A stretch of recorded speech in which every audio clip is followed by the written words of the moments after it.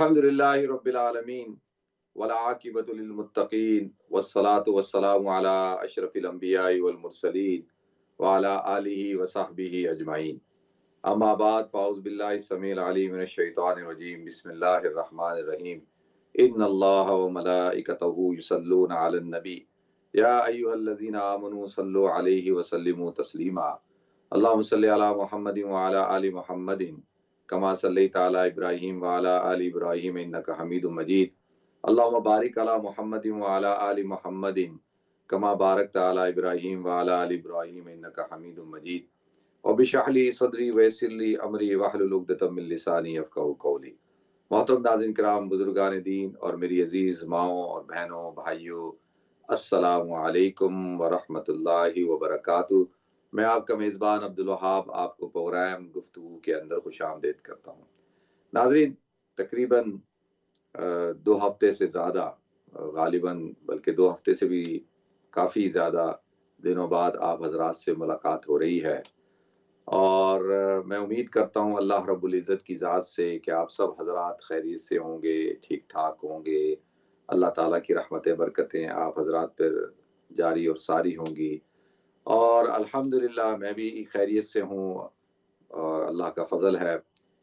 میں جیسا کہ پروگرام جو آخری پروگرام کیا تھا، میں نے آپ حضرات کو بتا کے گیا کہ میں پاکستان جا رہا ہوں، اور میرا یہ سفر پاکستان کا 2 ویکس کا سفر تھا، جو کہ میں نے کافی بیزی گزارا۔ وہ حضرات جو مجھے فالو کرتے ہیں فیس بک پہ، ان کو اندازہ ہوگا، انہوں نے دیکھا ہوگا کہ الحمدللہ اندرون سندھ بھی جانا ہوا، جو ہمارے پروجیکٹس ہیں ان کی نگرانی کے لیے، مساجد کی تعمیر جو ہو رہی ہے ان کو دیکھنے کے لیے، واٹر ویل اور یہ سارے جو پروجیکٹ ہیں ان کے حوالے سے بھی۔ اور اس دفعہ ناظرین میں کافی الحمدللہ اللہ کا فضل و احسان ہے، اس میں اللہ کا شکر ادا کرتا ہوں کہ اللہ تعالیٰ نے اس دفعہ کافی مساجد کے اندر بیان کرنے کا موقع بھی عنایت کیا، اور کافی مدارس میں جانے کا موقع ملا، الحمدللہ علماء سے ملاقات کا شرف حاصل ہوا۔ تو کوشش کی کہ وقت ضائع نہ ہو اور ہر لمحہ قیمتی ہو، تو الحمدللہ اس پہ بھی اللہ تعالیٰ کا شکر ادا کرنا چاہیے کہ میں نے پوری کوشش کی کہ بھئی زیادہ سے زیادہ جو ہے وہ وقت اللہ کی دین کی سربلندی کے لیے جو ہے وہ استعمال کیا جائے۔ تو اللہ تعالیٰ اس کو قبول فرمائے اپنی بارگاہ میں۔ اور پچھلے سال جب ربیع الاول کا مہینہ شروع ہوا تو وہ سفر میرا جاپان کا سفر ہوا، وہاں پہ بھی الحمدللہ اللہ تعالیٰ نے کام لیا۔ تو اس سال کرونا وائرس کی وجہ سے یو کے اندر تو وہ پروگرامز اور وہ محافل کا اہتمام نہیں کیا گیا، اور پاکستان کے اندر کیونکہ تھوڑا سا ریلیکسیشن تھا وہاں پہ، اور وہاں کی صورتحال تھوڑی سی ڈیفرنٹ تھی، تو وہاں پہ الحمدللہ مساجد کے اندر جو ربیع الاول کے پروگرامز ہیں ان کا اہتمام کیا گیا، اور یہ بھی اللہ نے کام لینا تھا تو اس حوالے سے بھی ماشاءاللہ بہت اچھا رہا۔ تو باقی ناظرین اللہ تعالیٰ کا شکر ہے کہ اللہ تعالیٰ نے ہمیں، آپ کو، ہم سب کو پھر ایک دفعہ ملاقات کا شرف عطا کیا۔ تو کافی عرصے بعد آپ حضرات سے ملاقات ہو رہی ہے، آپ حضرات کی زیارت ہو رہی ہے، اور انشاءاللہ ابھی جب آپ حضرات سے گفتگو ہوگی تو انشاءاللہ اس کا بھی سلسلہ شروع ہوگا۔ تو ناظرین ربیع الاول کا مبارک مہینہ اپنی برکتوں کے ساتھ، اپنی رحمتوں کے ساتھ رواں دواں ہے، اور اس مبارک مہینے کے اندر حضور اکرم صلی اللہ علیہ وسلم کی ولادت باسعادت ہوئی، اور اس حوالے سے مختلف محافل کے اندر پروگرامز ہوئے۔ تو ناظرین سب سے بنیادی چیز ہے جو عام طور پہ میں نے کئی جگہ پہ بیان کی، جو آپ حضرات کے ساتھ بھی وقتاً فوقتاً میں بیان کرتا رہتا ہوں، کہ دیکھیں اللہ تعالیٰ نے جو کامیابی رکھی ہے، کہ اللہ تعالیٰ کسی مسلمان کو جو کامیابی عطا فرمائیں گے، تو اللہ تعالیٰ نے قرآن پاک میں ارشاد فرمائے وَمَن يُطِعِ اللَّهَ وَرَسُولَهُ فَقَدْ فَازَ فَوْزًا عَظِيمًا، کہ جس نے اللہ اور اس کے رسول کی اطاعت کی تو اللہ تعالیٰ اس کو فوزاً عظیما، اللہ تعالیٰ ان کو کامیابی عطا فرمائے گا جو کہ عظیم کامیابی ہے۔ تو اللہ تعالیٰ نے کامیابی رکھی ہے کس کے اندر؟ اور کوئی شخص چاہتا ہے کہ اس کو کامیابی حاصل ہو تو اس کو اللہ اور اس کے رسول کی اطاعت کرنی پڑے گی۔ قُلْ اطیعوا اللہ واطیعوا الرسول، کہ نبی آپ کہہ دیجیے اللہ کی اطاعت کرو اور رسول کی اطاعت کرو. اور اسی طریقے سے یہ اطاعت اور اتباع انسان کو اس مقام پر پہنچائے گی کہ جو ہمیشہ ہمیشہ کی کامیابی کا مقام ہے، خوشی کا مقام ہے. تو لہذا اب اللہ تعالیٰ مجھ سے اور آپ سے مطالبہ کیا کرتے ہیں؟ اس اتباع کے ذریعے سے اللہ تعالیٰ مجھے آپ کو کیا مقام عطا کرتے ہیں. دیکھیں قرآن پاک میں اللہ تعالیٰ نے ارشاد فرمایا قل ان کنتم تحبون اللہ فاتبعونی یحببکم اللہ. اے نبی آپ کہہ دیجئے ان کنتم تحبون اللہ، اگر تم یہ چاہتے ہو کہ اللہ تعالیٰ تم سے پیار کرے، اللہ تمہیں اپنا محبوب بنائے، فاتبعونی یحببکم اللہ، تم میری اتباع کرو، اللہ کے رسول کی اتباع کرو، تو یحببکم اللہ، تو اللہ تعالیٰ تمہیں اپنا محبوب بنا لے گا. تو لہذا اطاعت رسول اور اتباع رسول کا مقام یہ ہے کہ اللہ تعالیٰ مقام محب سے اٹھا کر مقام محبوبیت پہ پہنچا دیتا ہے. یعنی ابھی ہم سے تقاضا یہ ہے کہ ہم اللہ سے محبت کریں، اللہ کے رسول سے محبت کریں، یعنی وہ ہمارے محبوبین ہیں، اللہ کے رسول ہمارے محبوب ہیں، کہ ہمیں اللہ کہہ رہا ہے کہ ان کو مقام محبوبیت پہ رکھو اور تم محب ہو، ان کی اتباع کرو، ان کی اطاعت کرو. لیکن اس کے بدلے میں اللہ کیا عطا فرماتے ہیں؟ اللہ کہتے ہیں یحببکم اللہ، اللہ تعالیٰ تمہیں اپنا محبوب بنا لے گا. تو لہذا ناظرین یہ کتنا بڑا مقام ہے کہ جو اللہ تعالیٰ نے رکھا حضور کی اتباع کے اندر، کہ اللہ تعالیٰ اب ہمیں اپنا محبوب بنا لیتا ہے. تو ناظرین دنیا کا دستور ہے کہ انسان جس سے محبت کرتا ہے اس کی اطاعت کرتا ہے، جس سے محبت کرتا ہے اس کی فرمانبرداری کرتا ہے، جس سے محبت کرتا ہے اس کے راستے پہ چلتا ہے، جس سے محبت کرتا ہے اس کے اقوال پر، اس کے افعال پر، اس کے اعمال پر کیا کرتا ہے؟ عمل کرتا ہے، ان کو پسند کرتا ہے، ان کی زندگی کو فالو کرتا ہے، ان کے راستے پہ چلتا ہے. تو اسی لیے تو کہا جاتا ہے کہ جو عمل محبت کے ساتھ کیا جائے اس عمل کی تاثیر بڑھ جاتی ہے، اس عمل کے اندر جو کیفیات پیدا ہوتی ہیں وہ بغیر محبت کے عمل میں پیدا نہیں ہو سکتی. تو انسان جب دنیا میں کسی سے محبت کرتا ہے تو اس کی طرف سے وہ اندھا اور بہرا ہو جاتا ہے. کہتے ہیں حبک شیء عما و یسمع، کہ تیرا کسی سے محبت کرنا اس کی طرف سے اندھا اور بہرا کر دیتا ہے. مطلب کیا؟ مطلب یہ ہے کہ نہ انسان اس کے بارے میں برا سن سکتا ہے، نہ اس کے بارے میں برا دیکھ سکتا ہے، یعنی نہ اس کو اس کے اندر کوئی برائی نظر آتی ہے، نہ اس کے بارے میں کوئی برا وہ سن سکتا ہے. اس کو وہ مجسمہ خیر نظر آتا ہے، اس کے اندر خیر ہی خیر نظر آتی ہے، اس کے اندر کوئی برائی نظر نہیں آتی. یہ تو دنیا کی محبت کا دستور ہے، کسی ایک عام انسان سے، ایک عام شخصیت سے محبت کا دستور ہے، اصول ہے.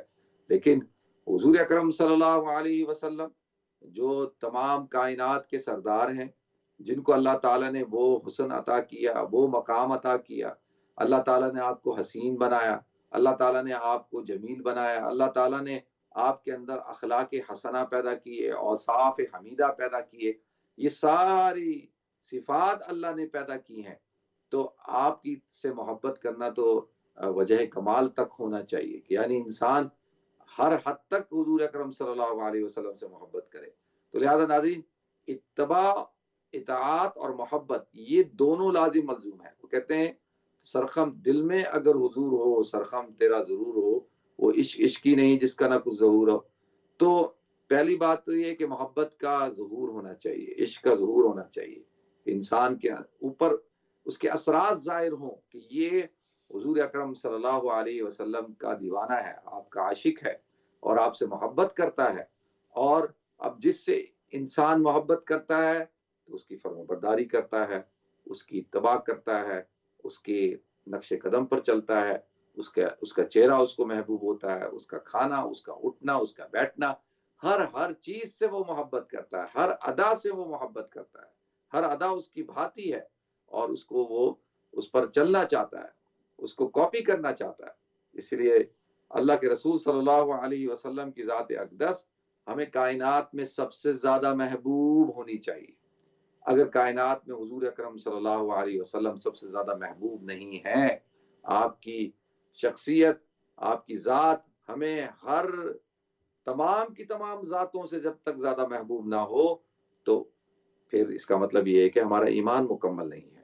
تو لہذا حضور اکرم صلی اللہ علیہ وسلم سے محبت بھی خوب کی جائے، اور اس حد تک کی جائے کہ اپنی جان سے، اپنی اولاد سے، اپنے گھر والوں سے، اپنے والدین سے، تمام دنیا کے انسانوں سے سب سے زیادہ جب تک اللہ کے رسول صلی اللہ علیہ وسلم کی ذات اقدس محبوب نہ ہو جائیں اس وقت تک ہمارا ایمان مکمل نہیں ہے. لا یؤمن احدکم حتی اکون احب الیہ من والدہ وولدہ والناس اجمعین. حضور نے فرمایا کہ تمہارا ایمان کامل نہیں ہو سکتا اس وقت تک کہ جب تک کہ میں تمہارے والدین، تمہارے اولاد، بلکہ تمہاری ذات تمام کائنات میں سب سے زیادہ محبوب نہ ہو جاؤ. النبی اولا بالمؤمنین من انفسہم، کہ اللہ کی رسول کی جو حیثیت ہے وہ تمہارے جانوں سے زیادہ جب تک محبوب نہ ہو، قریب نہ ہو، تو اس وقت تک جو ہے تمہارا ایمان مکمل نہیں ہو سکتا. تو لہذا ناظرین، تو حضور اکرم صلی اللہ علیہ وسلم سے محبت کرنا، اور پھر جس سے محبت کی جاتی ہے اس کی اتباع کی جاتی ہے، تو حضور کی اتباع کرنا اور حضور کی سنتوں کو اپنانا اور حضور کی زندگی کو اپنانا، حضور کے مشن کو اپنانا، یہ ایک مومن کا مقصد حیات ہونا چاہیے. اس کی زندگی کا مطمع نظر جو ہے وہ یہی حضور اکرم صلی اللہ علیہ وسلم کی اتباع ہونی چاہیے. تو کائنات کے اندر اللہ تعالیٰ نے پھر کامیابی رکھی کس کے اندر؟ اللہ فرماتے ہیں کہ جو شخص، دیکھیں، وَمَن يُطِعِ اللَّهَ وَالرَّسُولَ فَقَدْ فَازَ فَوْزًا عَظِيمًا، جو اللہ اور اس کے رسول کی اتباع کرتا ہے اللہ تعالیٰ اس کو عظیم کامیابی عطا فرماتے ہیں. تو کامیابی، دیکھیں، کامیابی سے مراد یہاں پہ فَازَ فَوْزًا عَظِيمًا سے مراد کون سی کامیابی ہے؟ کیا دنیاوی طور پر اللہ تعالیٰ نے کوئی معیار مقرر کیا ہے کہ بھئی دنیا کے اندر اللہ تعالیٰ کوئی کامیابی عطا کریں گے؟ مثال کے طور پہ کیا اس کو دولت دیں گے؟ اللہ تعالیٰ اس کو شہرت دیں گے؟ اللہ تعالیٰ اس کو کوئی عہدہ دیں گے؟ کوئی طاقت دیں گے؟ کیا دیں گے؟ کوئی جائیداد دیں گے؟ بھائی دنیا کے اندر تصور کیا ہے کہ آدمی کے پاس پیسہ زیادہ ہو، آدمی کے پاس اولاد زیادہ ہو، آدمی کے پاس جو ہے کوئی عہدہ ہو، شہرت ہو، کوئی اختیار ہو. تو دنیا میں تو انسان اسی کو کامیاب سمجھتا ہے. بھائی دنیاوی کامیابی تو یہی، اس کا معیار یہی ہے.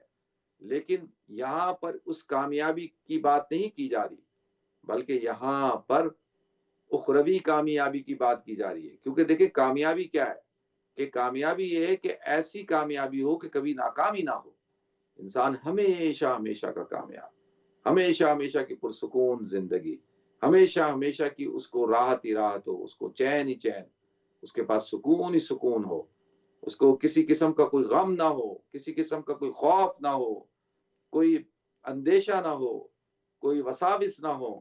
یہاں پر انسان ہر وقت خوف میں مبتلا رہتا ہے کہ پتہ نہیں میری صحت کے ساتھ کیا بنے گا، پتہ نہیں میں آگے میرے ساتھ کیا ہونے والا ہے، کہیں میری یہ جائیداد ختم تو نہیں ہو جائے گی، کوئی میرے پیسے کو لوٹ تو نہیں لے گا، کیا یہ میرا اختیار، میرا اقتدار ختم تو نہیں ہو جائے گا. انسان خوف کے اندر مبتلا ہے ہر وقت، لیکن وہاں پہ کسی قسم کا کوئی خوف نہیں ہے.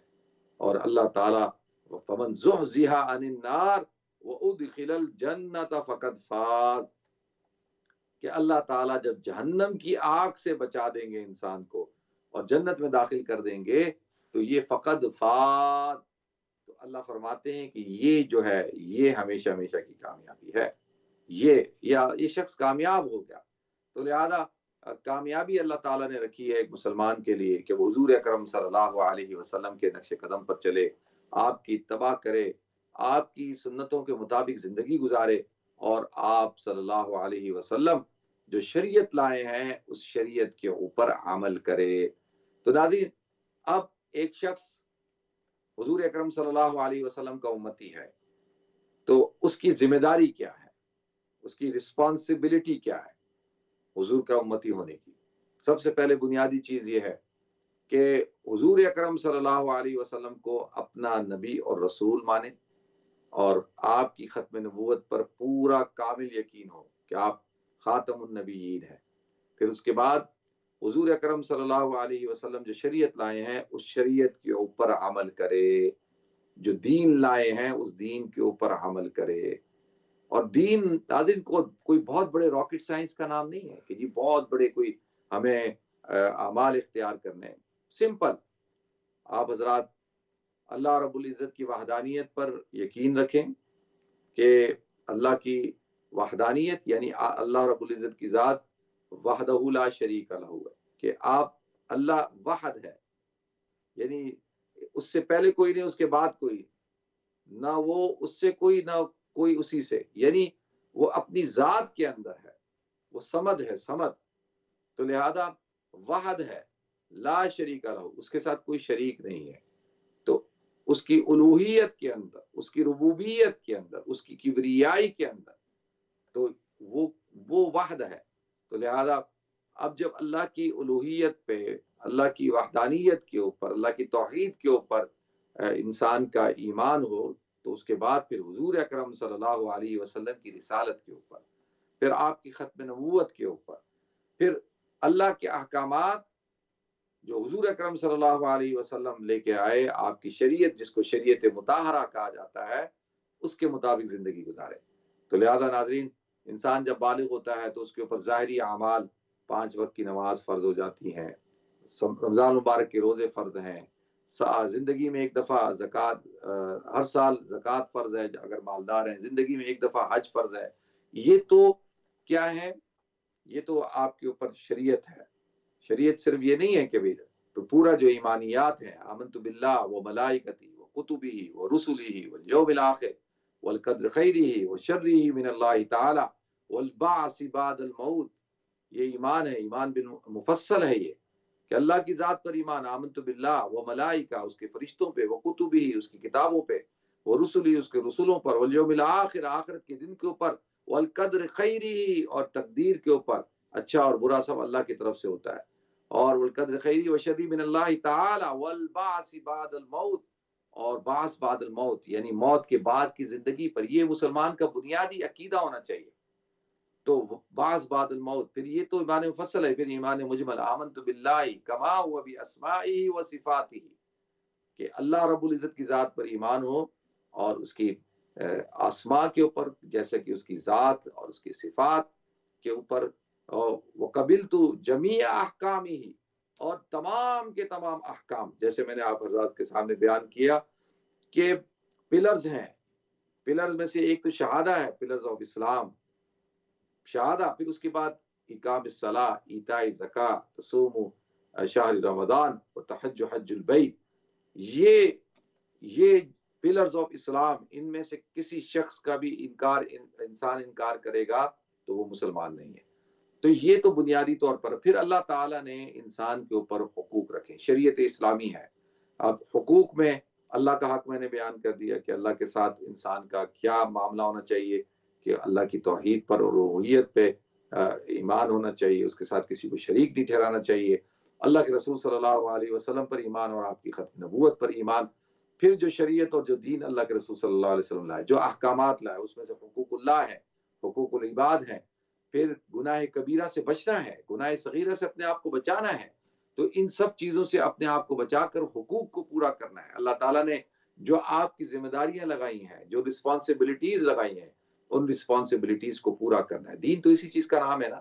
دیکھیں دین کہتے کسے ہیں کہ انسان کی پیدائش سے لے کے قبر تک جو زندگی اللہ تعالیٰ نے اس کو دی ہے، چاہے وہ انفرادی زندگی ہو، چاہے وہ اجتماعی زندگی ہو، معاشی ہو، معاشرتی ہو، سیاسی ہو، کہ انسان انفرادی طور پر کیسے زندگی گزارے گا، اگر وہ خاندان کے اندر ہے، اس کے بہن بھائی ہیں تو ان کے اوپر کیا حقوق ہیں، ان کے حقوق کیسے ادا کرے گا، والدین ہیں تو والدین کی کیا ذمہ داری ہے، اور پھر اسی طریقے سے پھر اس کے ددیاری رشتہ دار ہیں، ننیالی رشتہ دار ہیں، ان کے حقوق ہیں. پھر بحیثیت انسان ہونے کے دوسرے انسانوں کے ایک دوسرے کے اوپر حقوق ہیں، اور پھر ان میں جو سب سے بڑا حق ہے وہ اس کے آپ کے پڑوسی کا ہے.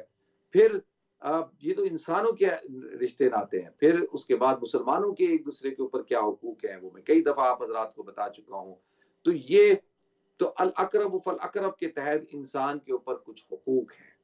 یہ نہیں ہے کہ شریعت کے اندر صرف دین کے اندر یہ ہے کہ بھئی آپ نماز پڑھ لیں اور آپ روزہ رکھ لیں، حج کر لیں، زکوٰۃ دے دیں. نہیں، شریعت اسلامی پوری مکمل وے آف لائف ہے، اور پورا مکمل ضابطۂ حیات ہے.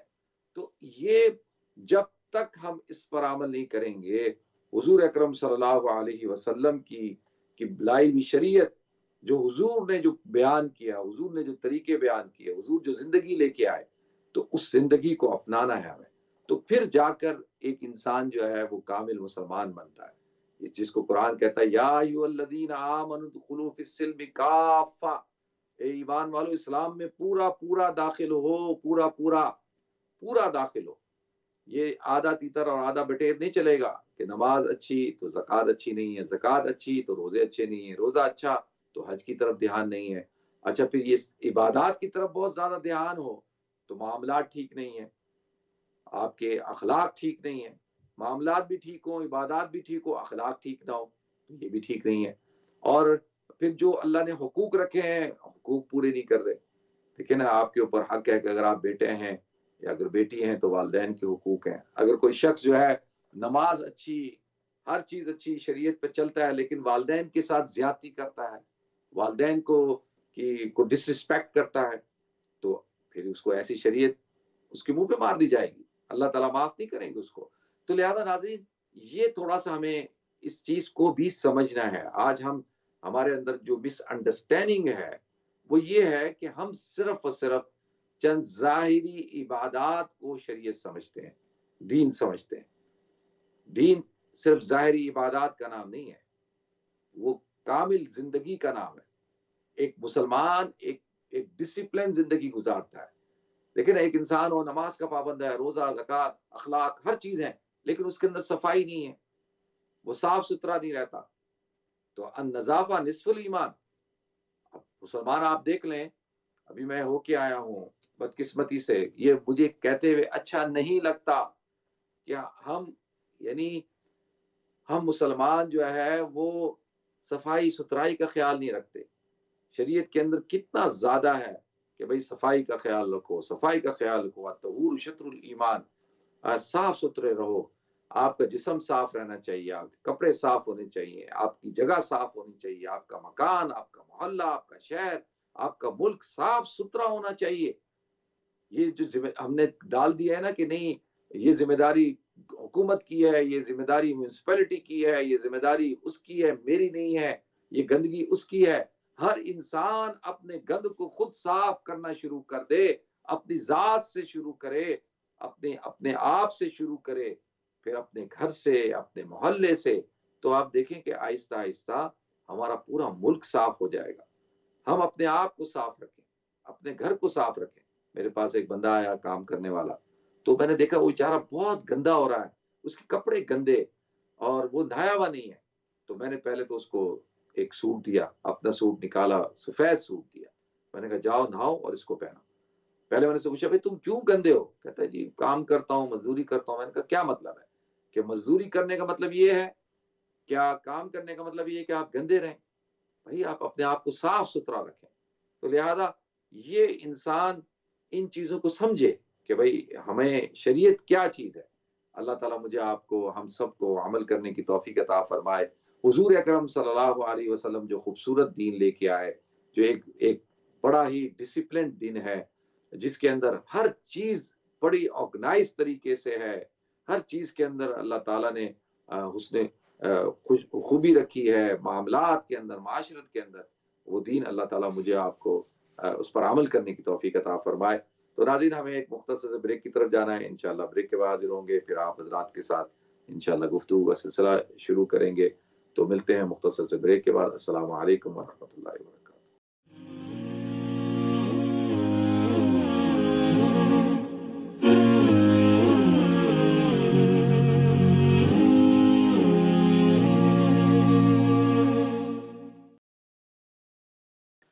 بسم اللہ الرحمن الرحیم۔ السلام علیکم ورحمۃ اللہ وبرکاتہ۔ ناظرین آپ کو ایک دفعہ پھر پروگرام گفتگو کے اندر خوش آمدید کرتا ہوں۔ ناظرین دوبارہ سے نیشنل لاک ڈاؤن چل رہا ہے اور کرونا وائرس کی وبا تیزی سے پھیل رہی ہے۔ مجھے پورا یقین ہے اللہ رب العزت کی ذات سے کہ آپ سب حضرات خیریت سے ہوں گے اور اللہ تعالیٰ آپ حضرات کو اپنے حفظ و امان میں رکھے۔ ناظرین پچھلے دنوں جب میں پاکستان میں تھا تو ہمارے یو کے کی دو بڑی ہی عظیم شخصیات، اور یقین جانیے کہ ان کی جب خبر مجھے ملی تو بہت ہی زیادہ مجھے صدمہ ہوا۔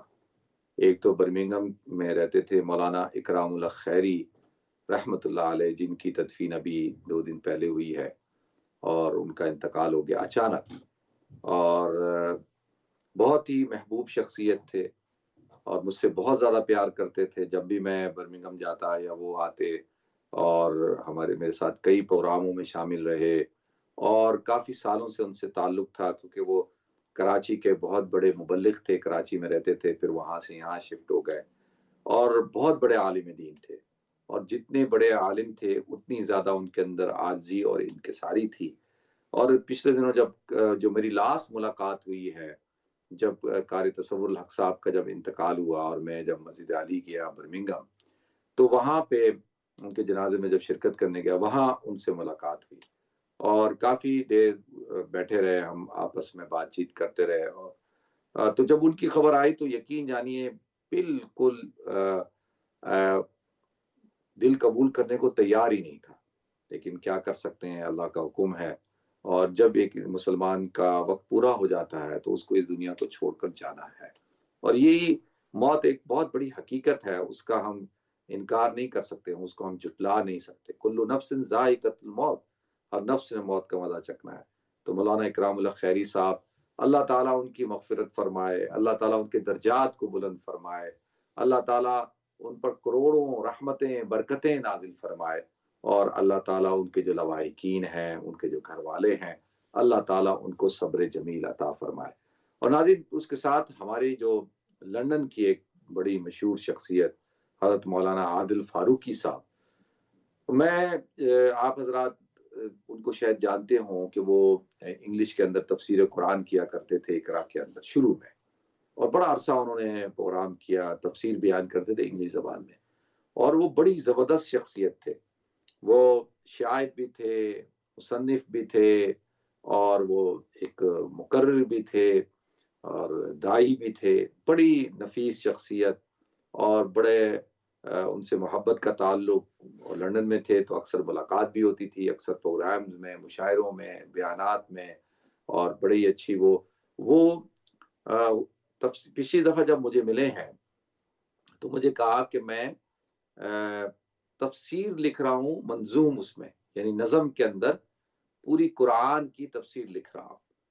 تو اب اس حوالے سے وہ اس کو مکمل نہیں کر پائے، میری آج ہی بات ہو رہی تھی کہ ان کے جو دوست ہیں تو انہوں نے کہا کہ جی وہ مکمل نہیں ہو سکی، تو انشاءاللہ یہ جو انہوں نے کام کیا اللہ تعالیٰ ان کا ضرور ان کو اجر عطا فرمائے گا۔ تو مولانا عادل فاروقی صاحب بھی چلے گئے، وہ بھی دم خبر آئی کہ ان کا بھی انتقال ہو گیا، تو اور بڑے بڑے علماء انتقال کر گئے ہیں، روزانہ کی بنیاد پر خبریں آ رہی ہیں۔ تو اللہ تعالیٰ ان خاص طور پر ان دونوں حضرات کی مغفرت فرمائے، اللہ تعالیٰ ان کے درجات کو بلند فرمائے، اور اللہ تعالیٰ ان کے لواحقین کو صبر جمیل عطا فرمائے، اور اب جو لوگ بیمار ہیں اللہ تعالیٰ ان کو صحت عطا فرمائے۔ جو بھائی خاص طور پر ہمارے جو سمیع زبیری صاحب ہیں، پاکستان گئے ہوئے تھے، تو جب واپس آئے ہیں تو ان کی طبیعت خراب ہو گئی، اور وہ بہت زیادہ بیمار ہاسپٹل میں ایڈمٹ ہیں، تو ان کے لیے بھی دعا کریں کہ اللہ تعالیٰ ان کو صحت کاملہ دائمہ عاجلہ مستمر عطا فرمائے۔ تو لہٰذا ناظرین، آپ حضرات سے گفتگو کے سلسلے کو شروع کرتے ہیں، اور آپ حضرات کال کر سکتے ہیں۔ دیکھتے ہیں ہمارے ساتھ پہلے کالر کون ہے۔ السلام علیکم۔ وعلیکم السلام۔ جی کیسے ہیں آپ؟ ٹھیک ہے ٹھیک۔ جی فرمائیں، جی کیا کہنا چاہیں گے آپ؟ ایک بیٹی ہے، اس کی پرابلم ہے، لڑکی ہے، اس کی پرابلم ہے۔ اللہ تعالیٰ ان کی پرابلم، کیا پرابلم ہے ان کی؟ جی وہ شادی شدہ ہے، اس کے اپنے بچے گھر ہے، لیکن میرے گھر آتی ہے، کوئی تمیز نہیں اس کو، میرے ساتھ لڑائی جھگڑا، اللہ تعالیٰ بہت بدتمیز سے بات کرتی، تو ایسا میرے سے دور رہ جاؤ۔ جی اللہ اس کو ہدایت دے جی، اللہ تعالیٰ آپ کی بیٹی کو ہدایت دے۔ بہت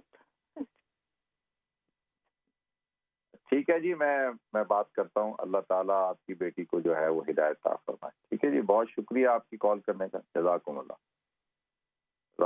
احسن الجزا۔ تو دوسری کال ہے۔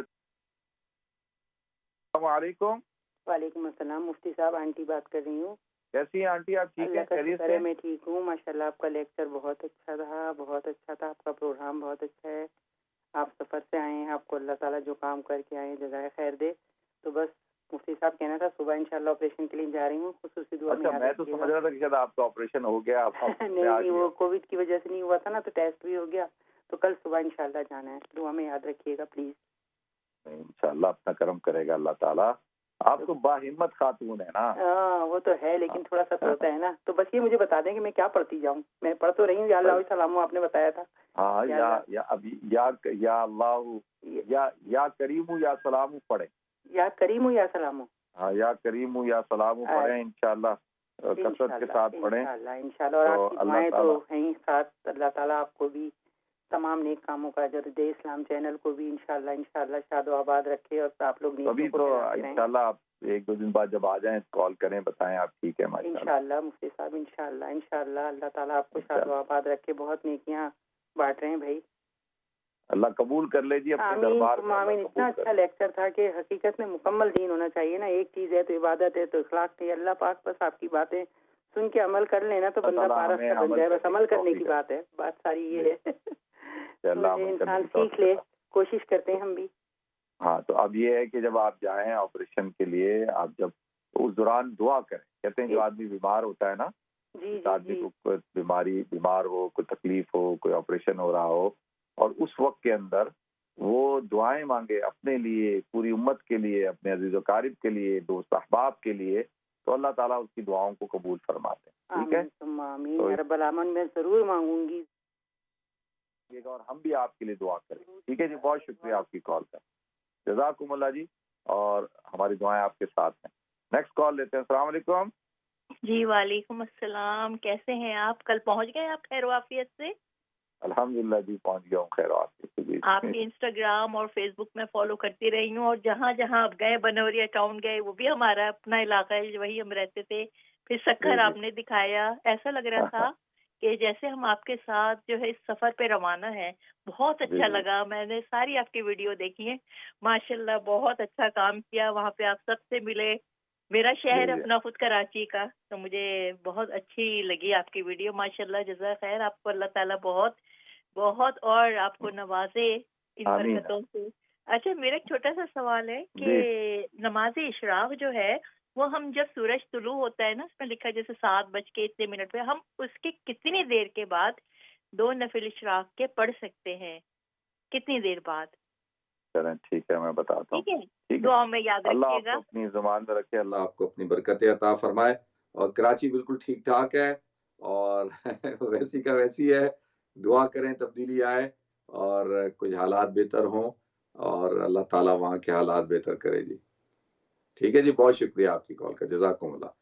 اچھا دیکھیں, سب سے پہلے تو جو ایک آنٹی نے جو کال کی ہے کہ جو ان کی بیٹی شادی شدہ ہے, بچوں والی ہے, اور وہ جب بھی گھر میں آتی ہے تو اپنی والدہ کے ساتھ بدتمیزی کرتی ہے. یہ تو بہت بڑی محرومی کی بات ہے. ایک انسان اپنی ماں کے ساتھ کیسے بدتمیزی کر سکتا ہے, کیسے اپنی ماں کو ڈس ریسپیکٹ کر سکتا ہے؟ مجھے تو کبھی تصور میں لاتا ہوں تو مجھے تو ہول اٹھتا ہے کہ یار ایسا بھی کوئی انسان ہو سکتا ہے جو اپنی والدہ کے ساتھ ایسے سلوک کرے. اچھا, وہ خود بھی ایک ماں ہے, لیکن مکافات عمل ہو سکتا ہے کہ وہ خود بھی ایک ماں ہے, کہیں ایسا نہ ہو کہ پھر کل کو ان کی اولاد ان کو ڈس ریسپیکٹ کرے, ان کی اولاد ان کے ساتھ بدتمیزی کرے. تو حضور اکرم صلی اللہ علیہ وسلم نے بیان کیا ہے سختی کے ساتھ کہ بھئی اپنے والدین کے ساتھ حسن سلوک کرو.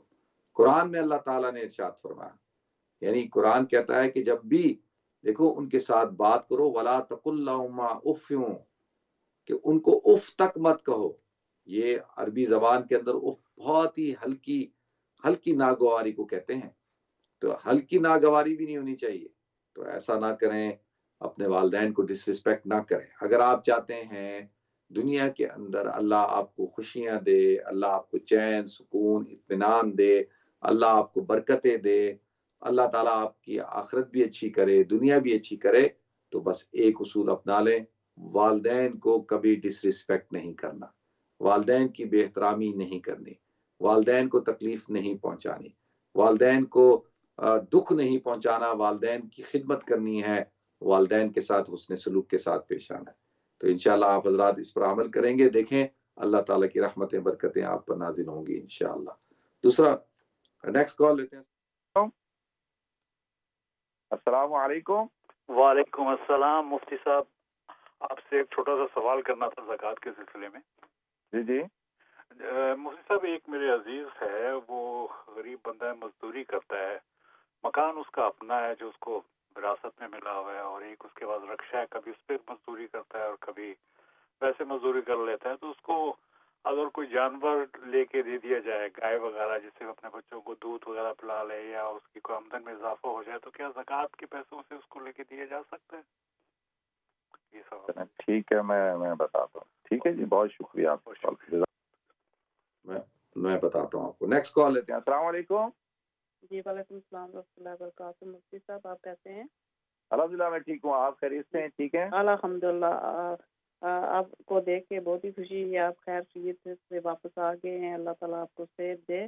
میرا ایک چھوٹا سا سوال تھا. میری بیٹی ہے, اس کی عمر ہے 29 ایئر. وہ اس کو ڈپریشن ہے, میڈیسن بھی لے رہی ہے, اس سے کوئی اس کو فرق نہیں پڑا. پلیز آپ کوئی اچھا سا وظیفہ بتا دیں جو کہ میں چھوٹا سا اٹھتے بیٹھتے چلتے پھرتے اس کے لیے پڑھتے. اس کی شادی ہو گئی ہے؟ جی جی جی. کتنے بچے ہیں اس کے؟ بچے نہیں ہیں ابھی. کتنا عرصہ ہوا شادی کو؟ 2 سال 3 سال ہو گئے ہیں. تو اس کی شادی شدہ زندگی صحیح چل رہی ہے؟ جی جی الحمدللہ الحمدللہ. اچھا جی جی, دعاؤں میں یاد رکھنا ضرور انشاءاللہ. ٹھیک ہے, بہت شکریہ آپ کی کال کا, جزاکم اللہ. نیکسٹ کال لیتے ہیں. السلام علیکم.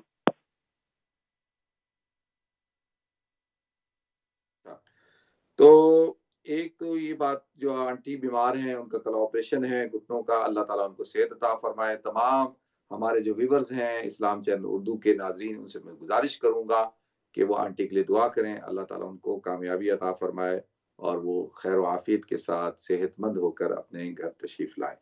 دوسرا, جو اشراق کی نماز کے حوالے سے میری بہن نے سوال پوچھا ہے کہ اشراق کی نماز سورج طلوع ہونے کے کتنی دیر بعد پڑھی جا سکتی ہے. سورج شروع ہونے کے 15 منٹ بعد آپ اشراق کی نماز پڑھ سکتے ہیں. ٹھیک ہے, سورج طلوع ہونے کے 15 منٹ بعد آپ پڑھ لیں. اور پھر دوسرا سوال پوچھا ہے کہ میرے بھائی نے کہ ان کا ایک عزیز ہے اور اس کے پاس اپنا مکان ہے, اس کے پاس اپنا رکشہ ہے, تو کیا اس کو زکوٰۃ کی رقم دی جا سکتی ہے؟ دیکھیں, جس شخص کے پاس اپنا مکان ہو اور رکشہ بھی ہو, تقریباً رکشہ بھی ہے آج کل 2-2.5 لاکھ روپے کا بھی ہم نے رکشے تقسیم کیے ہیں, 2.5 لاکھ روپے کا تقریباً رکشہ آتا ہے, اس کے اوپر 10-12 ہزار روپے رجسٹریشن ہو کر. تو اب یہ بالکل, اب یہ شخص ہے وہ روزانہ کی کم سے کم 500 روپے تو کماتا ہوگا. تو جو شخص جس کا کھانا پینا چل رہا ہے اور جس کے پاس رکشہ بھی ہے, جس کے پاس اپنا مکان بھی ہے, تو یہ نہ تو فقیر ہے نہ مسکین ہے. ٹھیک ہے, اب اگر اس کے اوپر قرضہ ہے اور اگر اس کی قرضہ دینا ہے اس نے, یا اس کی بالکل تو فقیر ہے, مفلس ہے, کھانے پینے کا اس کے پاس نہیں ہے, تو پھر تو آپ اس کو زکوٰۃ دے سکتے ہیں. لیکن اگر ایسی صورتحال ہو تو پھر زکوٰۃ نہیں دی جا سکتی. ٹھیک ہے, انما الصدقات للفقراء والمساکین, یہ فقراء اور مساکین کا حق ہے. ہاں, اگر اس کے اوپر قرضہ ہے اور اس کے اگر دن میں اتنی انکم نہیں ہوتی جس سے اس کا کھانا پینا چلے, اور اس کے پاس وہ صاحب نصاب بھی نہیں ہے, اور اس کے پاس کچھ بھی نہیں ہے, سونا چاندی بھی نہیں ہے, تو پھر آپ اس کو بالکل زکوٰۃ دے سکتے ہیں. اور یہ بڑی اچھی بات ہے کہ آپ اس کو کوئی گائیں, بھینس, بکریاں لے کے دے دیں تاکہ اس سے برکت بھی ہو اور وہ اس کو کوئی روزگار بھی ہو جائے اور اس کو ایک دودھ بھی ملنا شروع ہو جائے جس کو وہ خود بھی استعمال کرے اور بیچ بھی سکتا ہے. تو پیسے دینے سے تو بہتر ہے, ایسا اگر کر لیا جائے تو بہت اچھی بات ہے. دوسرا, میری بہن نے کہا ہے کہ ان کی بیٹی ہے, اس کی عمر 29 سال ہے, تقریباً 3 سال شادی کو بھی ہو گئے ہیں, اس کی اولاد نہیں ہے, اس کو ڈپریشن ہے.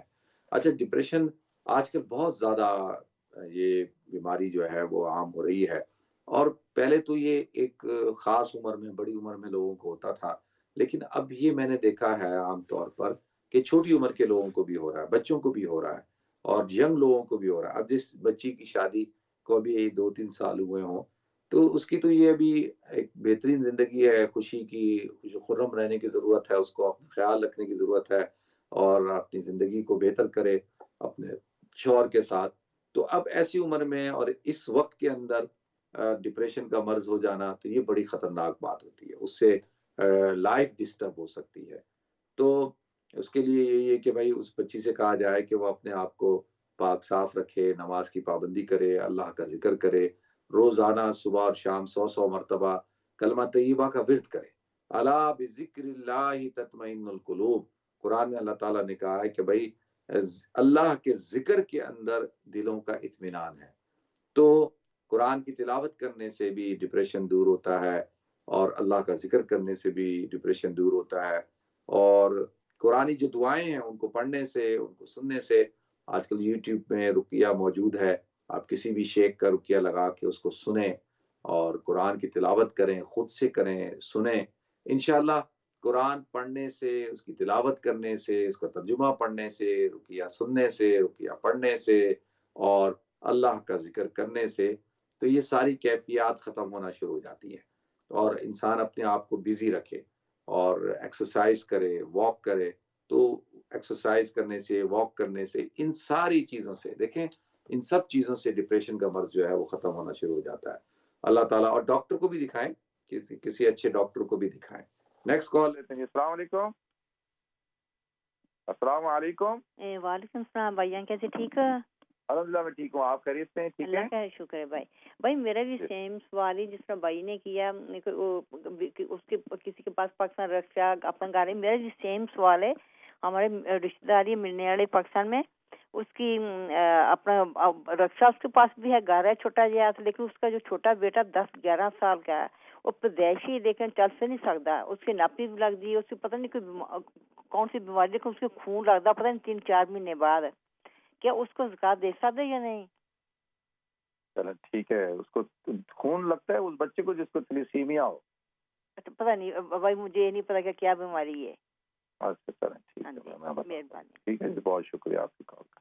نیکسٹ کال لیتے ہیں جی. السلام علیکم. وعلیکم السلام ورحمۃ اللہ وبرکاتہ. مفتی صاحب پوچھنا ہے، مثلا ایک آدمی، میں مثلا اپنے لیے پوچھتا ہوں، میں اگر مسئلہ اس لیے پوچھتا ہوں کہ خدا کی مخلوق کو فائدہ ہو جائے، اگر میرے نظریے میں کوئی فرق آ جائے تو مجھے لوگ بلے بلے کریں بہت اچھا آدمی ہے، تو پھر میرے لیے قیامت میں اس کا اجر ہوگا یعنی. دوسرا مسئلہ ہے آپ سے یہ پوچھنا کہ یہود کی جماعت کا ایک شخص CID کرنے کے لیے آخری نبی کی پاک بارگاہ میں پہنچا، تو حضور ارشاد فرما رہے تھے کہ پانی جس وقت پانی پیو، یا صبح کو یا رات کو، تو پانی دے کر پیو.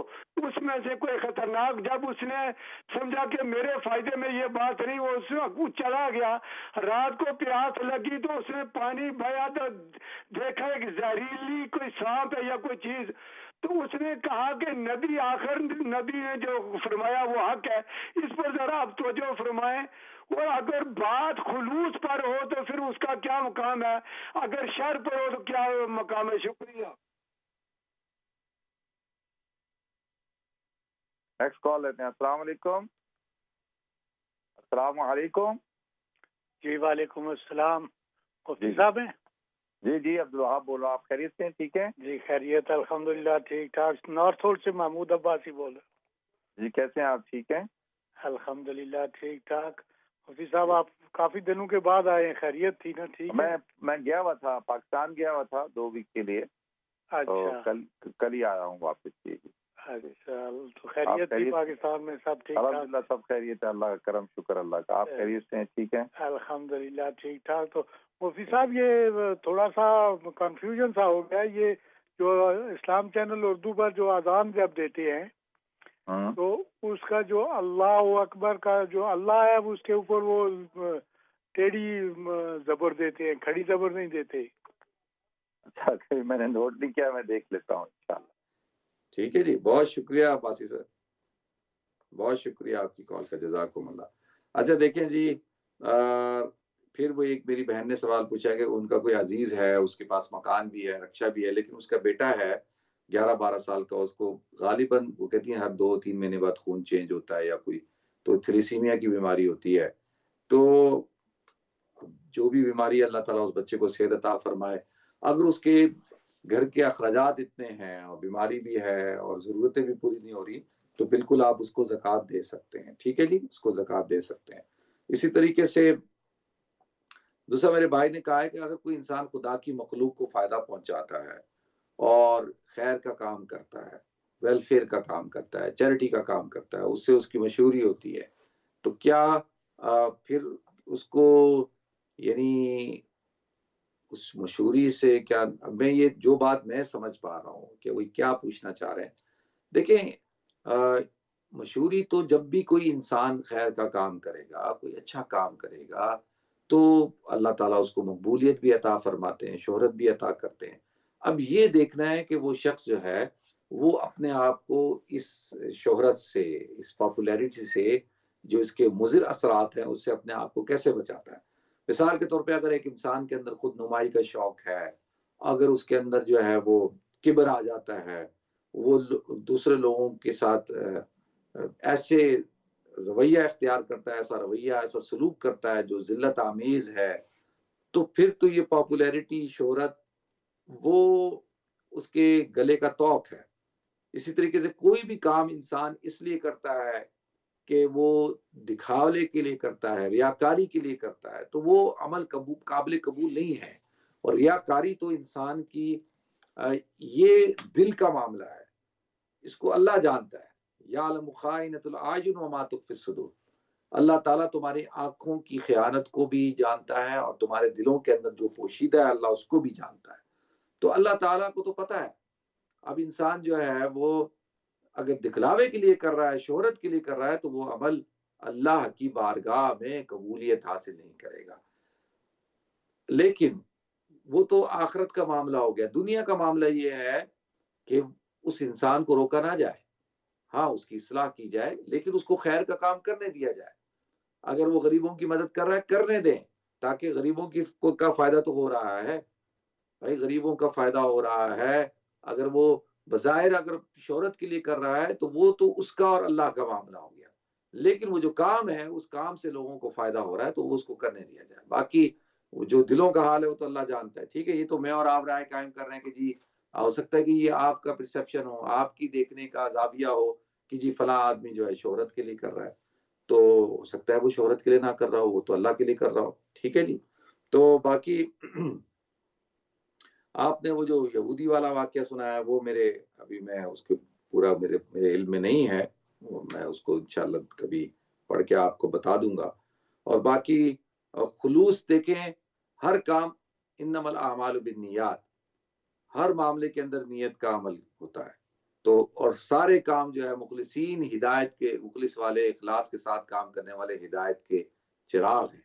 तो लिहाजा हर काम अल्लाह की रजा के लिए करना चाहिए, बड़े से बड़ा, छोटे से छोटा काम अल्लाह की रजा के लिए और अल्लाह की बारगाह में वो कबूलियत हासिल। बड़ा से बड़ा काम करें और वो उसमें शोहरत हो, रियाकारी हो, तो अल्लाह की बारगाह में तो कबूल नहीं होगा। छोटा काम किया आपने लेकिन अल्लाह की रजा के लिए किया तो वो अल्लाह की बारगाह में कबूलियत हासिल करता है।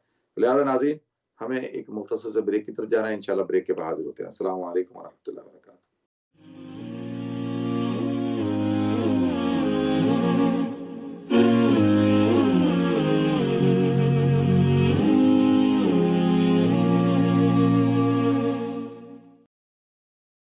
बिस्मिल्लाहिर्रहमानिर्रहीम, अस्सलामु अलैकुम व रहमतुल्लाहि व बरकातहू। नाज़रीन, आपको एक दफ़ा फिर प्रोग्राम गुफ्तगू के अंदर खुशामदीद करता हूँ। नाज़रीन, सफ़र इंसान करता है और ख़ास तौर पे इन हालात के अंदर जब हर तरफ जो है वो खौफ की फिजा हो और ट्रैवलिंग जो है वो एक मरहला बन चुका है। मुझ जैसा आदमी जो इतना ज़्यादा ट्रैवलिंग करता था और एक ट्रैवलिंग जो है उसके अंदर आपको पहले टेस्ट कराना है और फिर आपने जहाज में बैठना है तो जी आपने mask all the time mask पहनना है, एक शील्ड है फेस शील्ड, वो पहन के रखनी है और हर जगह जो है वो हैंड सैनिटाइजर यूज करें और टेम्परेचर चेक होगा। लेकिन जो सूरत हाल है, पाकिस्तान से आने के लिए भी जो है वहां से आपको टेस्ट करवाना पड़ता है और टेस्ट करवाएं और फिर तो ये सारी सूरत हाल पूरी दुनिया की अभी तब्दील हो चुकी है। और दुआ करें, आज एक अच्छी खबर तो आई है कि जी इसकी वैक्सीनेशन बन चुकी है। अल्लाह करे कि वो जो वैक्सीनेशन है वो अपने असरात दिखाए और लोग उसका इस्तेमाल करें ताकि इस जो सूरत हाल से हम निकल सकें। पूरी दुनिया के अंदर تمام دنیا کے ممالک چاہے وہ مسلمان ہو غیر مسلم ہو سارے پریشان ہیں، اور خاص طور پہ جو لاک ڈاؤن کی صورتحال ہے اس میں تو لوگوں کے کاروبار کو بڑا افیکٹ ہو چکا ہے. تو دعا کریں اللہ تعالیٰ خیر کا معاملہ کرے. دیکھتے ہیں ہمارے ساتھ کالر کون ہے. السلام علیکم. جی وعلیکم السلام. مفتی صاحب میں دوبارہ آپ کی خدمت میں حاضر ہوں. سوال میرا وہی تھا، اس کو دوبارہ ریفریز کرنا چاہ رہا تھا، تھوڑی سی وضاحت چاہتا تھا آپ سے، کیونکہ میں شاید سمجھا نہیں سکا آپ کو صحیح طریقے سے. زکوٰۃ کے سلسلے میں وہی والا سوال جو رکشے والا تھا. وہ رکشہ جو ہے وہ 2-2.5 لاکھ والا نہیں ہے جیسا آپ کہہ رہے تھے. وہ 30-40 ہزار روپے کی وہ جو چنگچی نہیں ہوتی موٹر سائیکل جو پاکستان میں آپ نے دیکھی ہوگی، وہ جو موٹر سائیکل جی وہ 30-40 ہزار روپے کی. اور دوسرا جو اس کا مکان ہے اپنا، وہ بھی باپ کی یعنی کہ وراثت میں اس کو جو حصہ وغیرہ اس کو ملا ہے اس میں وہ ٹوٹا یعنی چھوٹا سا مکان ہے کوئی، اور مہنگائی، اور اس میں اس کے 3 بچے ہیں چھوٹے چھوٹے، اور اس کی یعنی کہ گزر اوقات جیسا آپ کہہ رہے تھے 400-500 تو لازمی وہ کماتا ہوگا، امید کرتا ہوں میں اتنا تو کماتا ہوگا. لیکن وہ جو اس نے رکھا ہوا ہے وہ چنگچی، جب اس کی ویسے وہ مزدوری کرتا ہے لیکن جب کبھی اس کو دیہڑی نہ لگے تو وہ رکشہ نکال لیتا ہے، اس میں کچھ کم دیتا ہے. تو اس کا سلسلہ تھا. تو میں پوچھنا چاہ رہا تھا اس طرح جس طرح سے آپ سمجھانے میں اس طرح تو بہت مشکل ہو جائے گا نا. اب تردد کیا جاتا ہے کہ بھائی بندہ کسی صحیح مستحق کو ڈھونڈ لے، اور پہلے حکم بھی یہی کہ اپنے جی. ٹھیک ہے میں بتاتا ہوں. ٹھیک ہے بہت شکریہ آپ کی کال کا، جزاکم اللہ. نیکسٹ کال لیتے ہیں جی. السلام علیکم. وعلیکم السلام جی. مفتی صاحب کیسے ہیں جی؟ مزاج شریف. الحمدللہ میں ٹھیک ہوں، آپ خیریت سے ہیں؟ ٹھیک ہے اللہ کا شکر ہے، آپ کی دعائیں ہیں. حضرت میں پوچھنا تھا کہ اس میں اعظم کون سا ہے؟ ٹھیک ہے. اور دوسری بات کہ آج کل مطلب ابھی جہاد تو ہے نہیں، آج کل کون سا عمل ہے جو اللہ کا قرب جس سے حاصل ہو سکتا ہے؟ چلیں ٹھیک ہے. میں ٹھیک ہے، بہت شکریہ آپ کے اس پہلے تو اس میں اعظم کے حوالے سے، اور اس سے پہلے جو میرے بھائی ہیں ان کے حوالے سے بات کر لیتے ہیں. اچھا دیکھیں، میں نے جیسے پہلے بھی عرض کیا کہ بھائی میری پرسنل خواہش تو یہی ہوگی نا کہ بھئی ہر مستحق کو زکوٰۃ ملے، اور ہر غریب آدمی اس زکوٰۃ کے مصارف میں شامل ہو. تو ہماری تو خواہش یہی ہوگی نا ہر ایک کی. تو میں کیوں چاہوں گا کہ کسی غریب آدمی کو زکوٰۃ نہ ملے؟ ہم نے مسئلہ بتانا ہے. ٹھیک ہے جی. مسئلہ کیا ہے کہ جو آدمی غریب ہے، مسکین ہے، فقیر ہے، اور اس کے اوپر قرضہ ہے، اس کی گزر اوقات نہیں ہوتی، اس کے لیے بڑے مشکلات ہیں، تو بالکل آپ اس کو زکوٰۃ دے سکتے ہیں، اس میں تو کوئی حرج کی بات نہیں ہے. لیکن ایک شخص ہے جس کے پاس اپنا مکان بھی نہیں ہے، جس کے پاس اپنا کوئی رکشہ بھی نہیں ہے، بیچارہ جھوپڑی میں رہتا ہے، کرائے کے مکان میں رہتا ہے، تو اس کے اوپر کرایہ بھی آ جاتا ہے، اس کے اوپر 10,000 اور مسئلے ہیں. تو اس لیے اس کو تو وہ زکوٰۃ کا مستحق ہے. جو آدمی اپنے مکان میں رہتا ہے، اور چاہے اس کو وراثت میں ملا ہے، چاہے اس نے خود بنایا ہے، اور وہ چنچی بھی ہے اس کے پاس، وہ مزدوری بھی کرتا ہے، اگر اس کا کھانا پینا چل رہا ہے اور وہ گزر اوقات کر رہا ہے، تو اس کا مطلب یہ ہے کہ وہ زکوٰۃ کا مستحق نہیں ہے. آپ اس کو صدقات دے سکتے ہیں. لیکن اگر اس کا گزر اوقات نہیں ہوتا، پورا مہینہ اس بیچارے کے اوپر ایسے حالات ہوتے ہیں کہ جس میں وہ گزر اوقات نہیں کر سکتا، تو پھر اس کو آپ زکوٰۃ دے سکتے ہیں. تو کیوں نہیں زکوٰۃ دیں؟ بالکل دیں. ٹھیک ہے جی. تو یہ عرض ہے کرنے کا. تو میں بالکل واضح الفاظ میں اور بڑے آسان الفاظ میں نے اس بات کو بتا دیا ہے. ٹھیک ہے جی. دوسرا سوال یہ تھا کہ اس میں اعظم کون سا ہے. دیکھیں اس میں اعظم کے بارے میں حدیث میں جو آتا ہے کہ جو الف لام میم اللہ لا الہ الا هو الحی القیوم، یہ جو ہے نا، یہ جو آیت الکرسی ہے اس کے اندر، اور سورہ آل عمران کی جو ابتدائی آیتیں ہیں اس کے اندر، اور ایک اور قرآن میں وعنت الوجوہ للحی القیوم لا الہ الا انت سبحانک انی کنت من الظالمین. تو ان 3 آیتوں میں سے کسی ایک جگہ پہ ہے. اس لیے آپ نے دیکھا کہ میں بھی اور ہمارے جو بزرگ تھے اکثر وہ جب دعا مانگا کرتے تھے تو اس میں الف لام میم اللہ لا الہ الا هو الحی القیوم وعنت الوجوہ للحی القیوم لا الہ الا انت سبحانک انی کنت من الظالمین. تو یہ جو یا حی یا قیوم ہے اس کے بارے میں آتا ہے کہ بھئی یہ اسم اعظم ہے. باقی اللہم کے بارے میں بھی آتا ہے کہ یہ بھی اسم اعظم میں سے ہے، اور لفظ اللہ بھی اسم اعظم میں سے ہے. تو قل ادعوا اللہ عبد الرحمن ایما تدعو فلہ الاسماء الحسنی. کہ اللہ کو پکارو اللہ کے نام سے، رحمان کے نام سے، یا اس کے خوبصورت ناموں سے، جس نام سے چاہے پکارو. تو اصل کیا ہے کہ جی جو بھی دعا مانگی جائے اس کا اسم اعظم یہ ہے کہ سب سے پہلے اللہ کی تعریف بیان کی جائے، درود شریف پڑھی جائے، اول و آخر میں درود شریف پڑھی جائے. اور جیسے میں نے عرض کیا کہ یہ الف لام میم اللہ لا الہ الا هو الحی القیوم، تو یہ مانگے تو یہ اس کے اندر اسم اعظم ہے. اور تیسری بات جو آپ نے کہا کہ بھئی آج کل تو کون سا ایسا عمل کریں جو اللہ کی بارگاہ میں قبولیت حاصل کرے. دیکھیں سارے اعمال جو اخلاص کے ساتھ کیے جاتے ہیں وہ اللہ کی بارگاہ میں قبولیت حاصل کرتے ہیں. اور سب سے بہترین عمل تو وہ ہے کہ دائیں ہاتھ کرے بائیں ہاتھ کو پتہ نہ چلے. بنی آدم کا وہ عمل اللہ کو بہت محبوب ہے. تو جو کام بھی کیے جائے وہ اخلاص کے ساتھ کیا جائے، جو اپنی ذمہ داریوں کو پورا کیا جائے اور نفس کے خلاف چلا جائے. رجعنا من الجہاد الاکبر الى رجعنا من الجہاد الاصغر الى جہاد الاکبر، کہ ہم چھوٹے جہاد سے بڑے جہاد کی طرف آئے. وہ کیا ہے؟ الجہاد من النفس، نفس کا جہاد ہے. تو اصل چیز تو یہ ہے کہ بھئی اپنی خواہشات کی تباہ نہ کی جائے، اللہ اور اس کے رسول کی تباہ کی جائے، اور ہر عمل کو کیا کیا جائے؟ اللہ کی رضا کے لیے کیا جائے. اور جس وقت کے اندر اللہ کا جو عمل ہماری طرف متوجہ ہے اس کو کیا جائے، وہ اس وقت کا بہترین عمل ہے. ٹھیک ہے جی، نیکسٹ کال لیتے ہیں. السلام علیکم. السلام علیکم. جی وعلیکم السلام مفتی صاحب. میرے 3 سوال ہیں.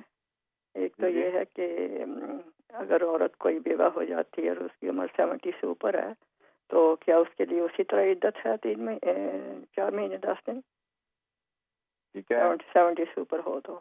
اچھا، دوسرا سوال یہ ہے کہ کوئی عورت 4 سال سے اپنے ہسبینڈ سے الگ ہو کے بیٹھی ہو، کچھ سم ریزن کی وجہ سے وہ طلاق لینا چاہتی ہے اور ہسبینڈ نہیں دے رہا، تنگ بھی نہیں کر رہا، دے بھی نہیں رہا، تو اس کو عورت کو کیا کرنا چاہیے؟ اور تیسرا یہ کہ پھر اگر اس سے طلاق ہو جاتی ہے، جب 4 سال سے بالکل شکل بھی نہیں دیکھی، ملی بھی نہیں، تو طلاق کی صورت میں پھر اس کے اوپر عدت واجب ہے؟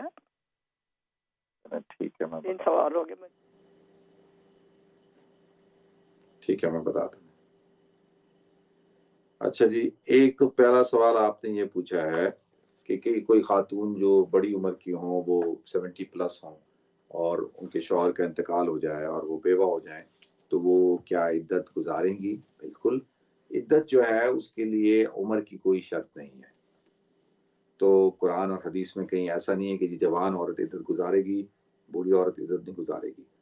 یعنی عدت کے لیے عورت کی جو عمر ہے اس کی کوئی شرط نہیں ہے، چاہے جوان ہو چاہے بڑی عمر کی ہو، عدت اس نے گزارنی ہے. جب شوہر کا انتقال ہو جائے تو والذین یتوفون منکم ویذرون ازواجا یتربصن بانفسہن 4 اشہر وعشرہ، کہ 4 اشہر وعشرہ، کہ اس کو مطلقاً کہا کہ جب شوہر کا انتقال ہو جائے تو 4 مہینے 10 دن اس عورت نے عدت گزارنی ہے.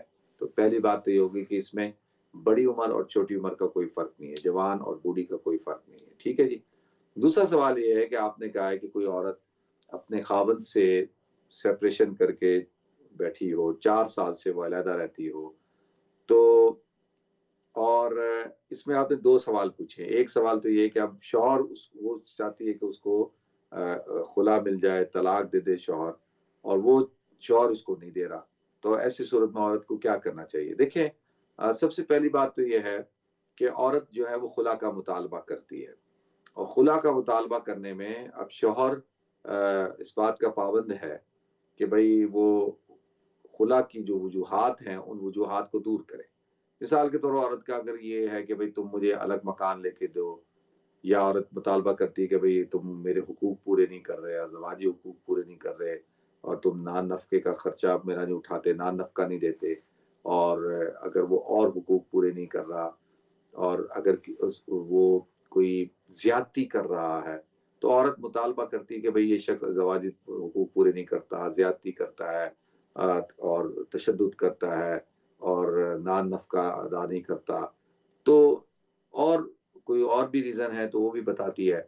تو اس صورت میں پھر اگر قاضی کے پاس جاتے، قاضی شوہر کو پابند کرتا ہے کہ بھئی تم نے یہ ساری چیزیں صحیح کرنی ہے، تو وہ کہہ رہا ہے ٹھیک ہے جی میں یہ ساری چیزیں کرتا ہوں، اور عورت کو کہا جائے گا کہ بھائی اب خلا نہ لو، کیونکہ یہ تو اب اس بات کا کہہ رہا ہے کہ میں پابندی کروں گا، یہ کہہ رہا ہے کہ بھائی میں اب یہ حقوق ادا کروں گا، تو پھر عورت کو ایک چانس اس کو دینا چاہیے تاکہ وہ ریکنسائل کرے اور دیکھے کہ بھائی وہ کیسا ہے.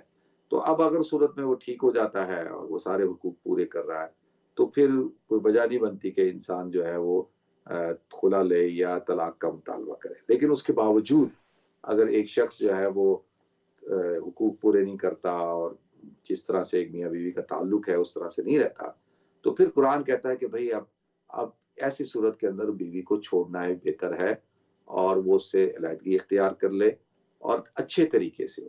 یہ نہ ہو کہ بھائی ایک دوسرے کے اوپر الزامات لگائیں اور ایک دوسرے کو کی بدتمیزی کریں ایک دوسرے کے ساتھ اور ایک دوسرے کو رسوا کریں.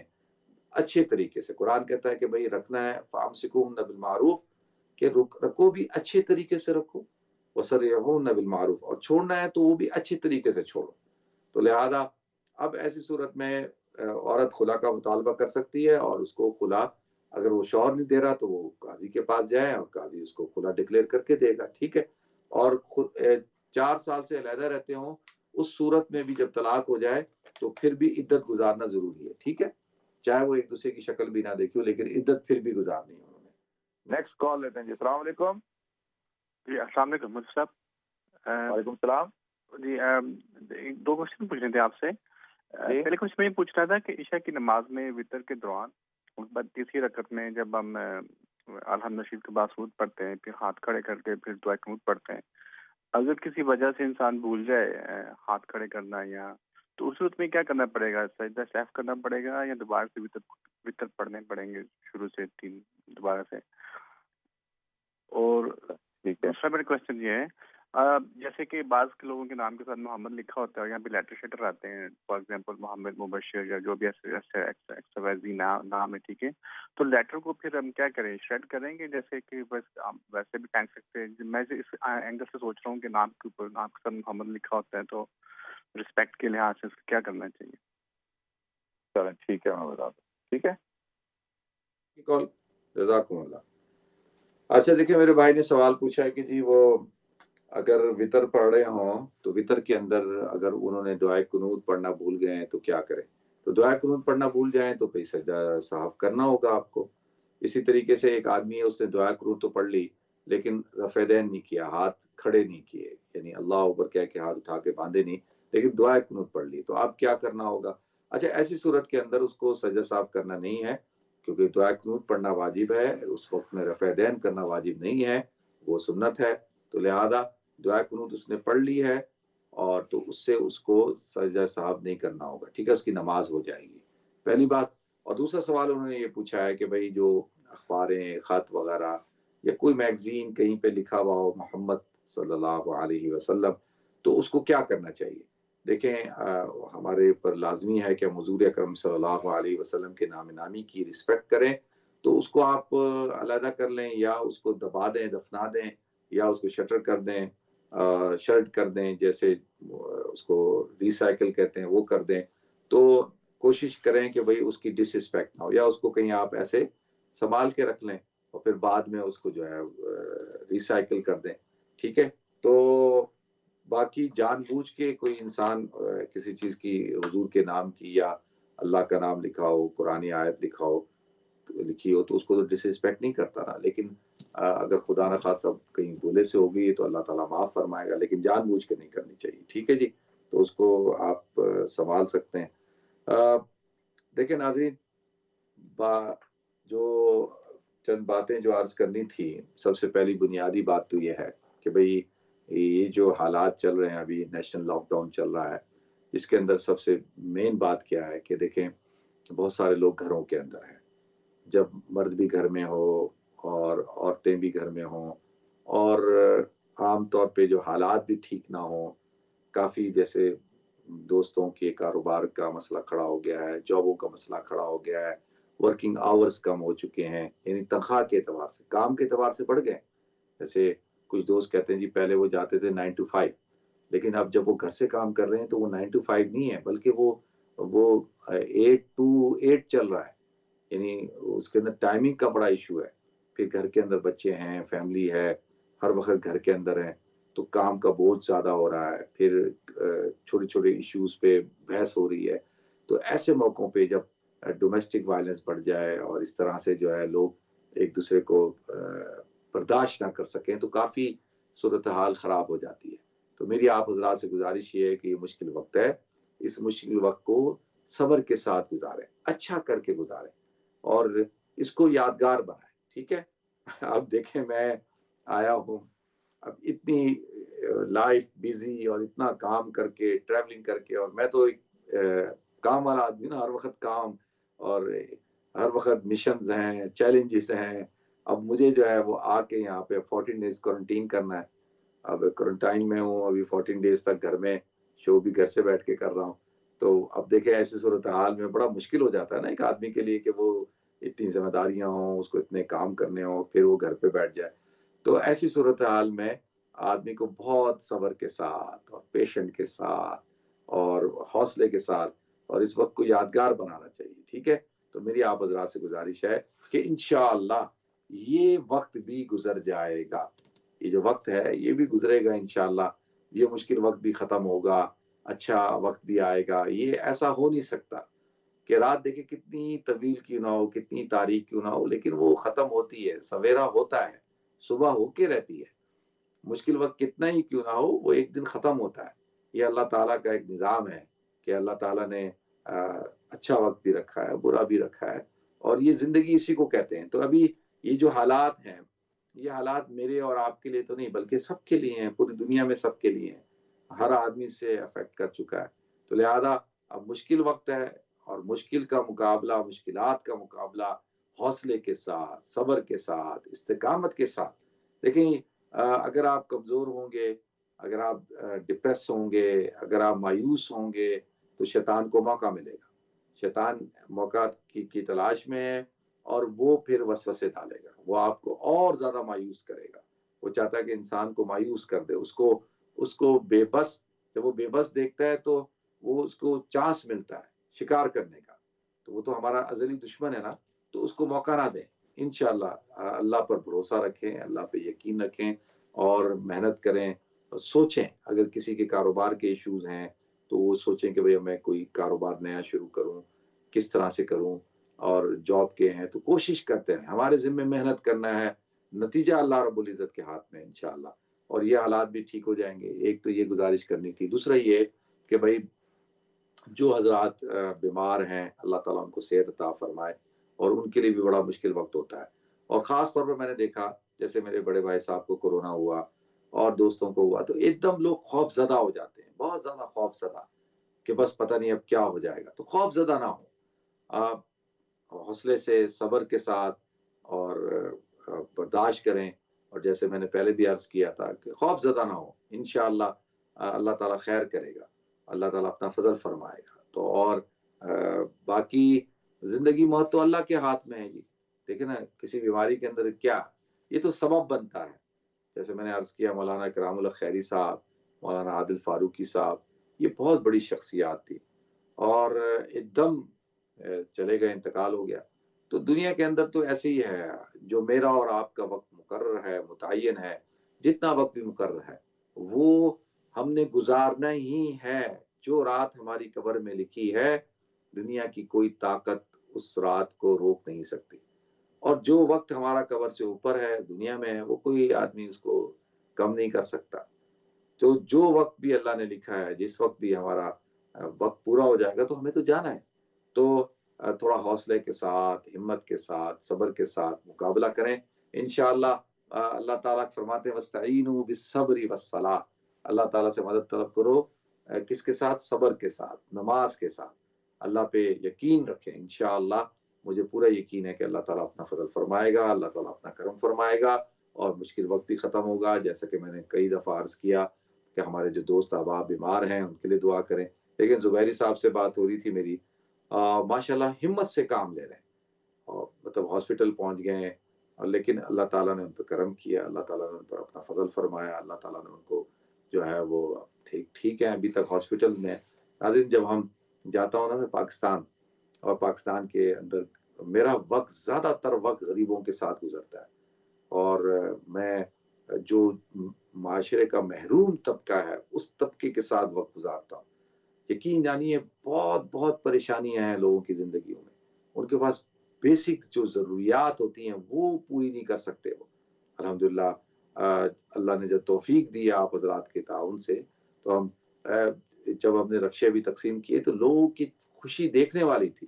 اور جب ہینڈ پمپ واٹر ویل لگتے ہیں اور لوگ بیچارے جو ہے وہ بہت قسم پرسی کی زندگی گزار رہے ہیں، تو گزارش یہ ہے کہ ہمیں اللہ تعالیٰ نے بہت سی نعمتوں سے نوازا ہے.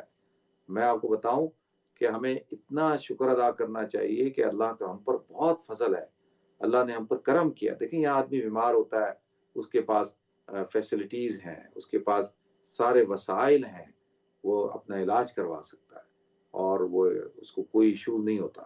لیکن وہاں پہ ہسپتالوں میں چلے جائیں آپ اور بیچارے لوگ پریشان ہیں اور وہاں پہ بہت برے حالات ہیں. تو ہمیں تو شکر ادا کرنا چاہیے، ہر حال میں مسلمان کو شکر ادا کرنا چاہیے. جب انسان شکر ادا کرتا ہے تو اللہ تعالیٰ اس کی نعمتوں کو بڑھاتا ہے. ہمیشہ سے اپنے دینی اعتبار سے اپنے سے اونچے لوگوں کو دیکھیں اور دنیاوی اعتبار میں ہمیشہ سے نیچے لوگوں کو دیکھیں، تو انشاءاللہ شکر اور صبر کا جذبہ پیدا ہوتا رہے گا. اللہ تعالیٰ ہم سب کو اپنی زبان میں رکھے. ناظرین ہمارا پروگرام کا وقت بالکل ختم ہو چکا ہے. انشاءاللہ کل آپ سے ملاقات ہوگی. اپنا خیال رکھیے گا، اپنی دعاؤں میں یاد رکھیے گا. السلام علیکم ورحمۃ اللہ وبرکاتہ.